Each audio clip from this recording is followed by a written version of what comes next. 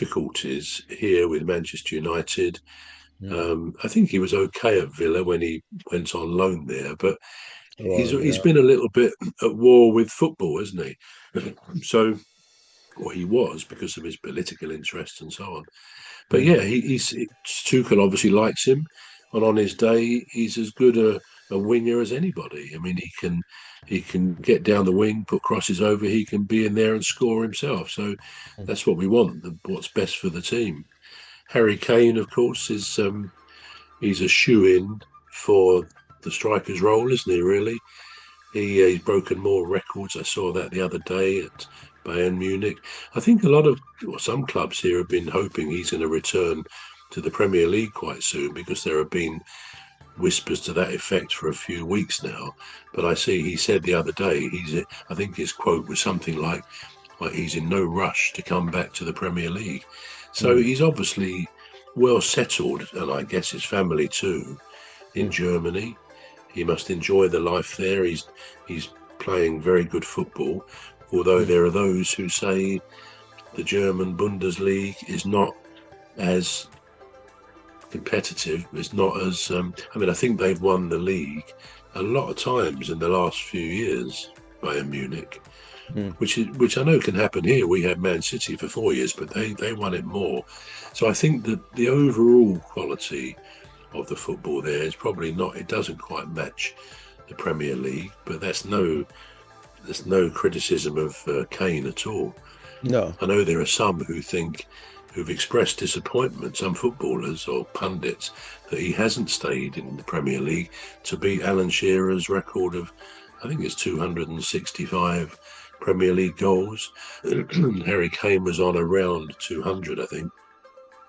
So he has a way to go. Whether he will eventually come back and get those goals, well, it must become more doubtful as each season goes by because of his age. Yeah. But yeah, you can't fault him.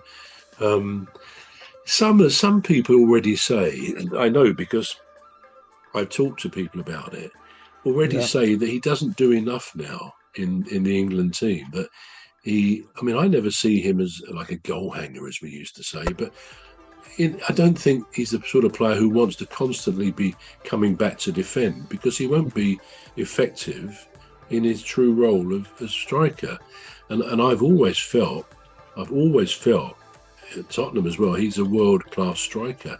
But I'm surprised at how many people in football, people I talk to, say, no, he's a good goal scorer, but he's not world-class. And I never really understood that, because to me, when he gets the ball, he can shake off defenders. 2 or 3 of them come around him and he can shake them off. He's very good at that long crossfield pass and to free up somebody the other side.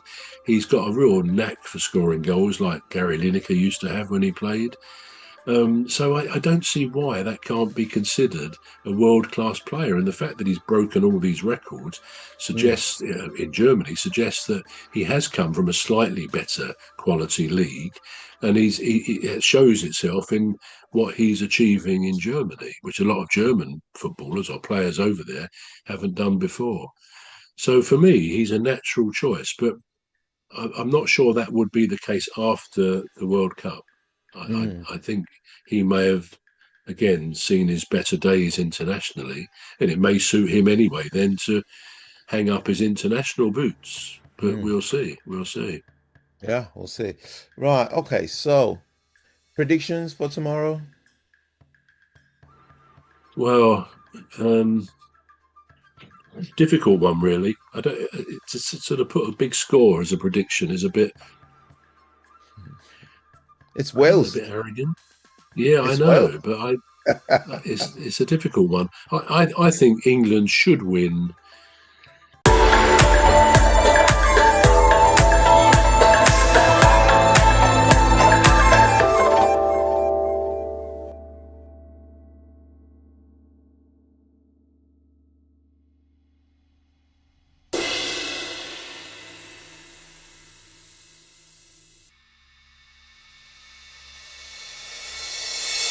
Should win. I'm going to say 4-1.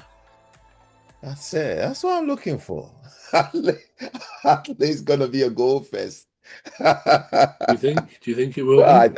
I think so. I think so. Wales hasn't been.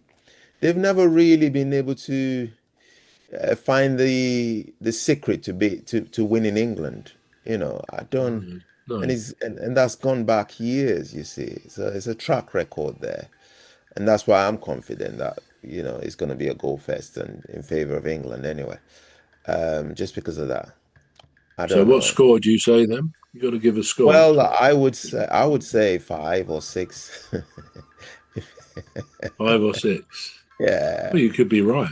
You could be yeah, right. yeah. Right. Okay. So the next one we're going to go to now is the Palace's unbeaten, well, broken unbeaten run for quite a while. So it's been Well, broken six now. months. 6 months it was, yeah. Yeah, it was a really good run, and even that they still hold the record of only being beaten once in the Premier League Yeah, this season.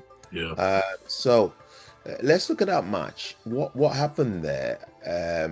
I'll go first. So I think because they played in Europe on the Thursday before the match, I think there was jet lag, tiredness, and because they did play like the Palace that we know.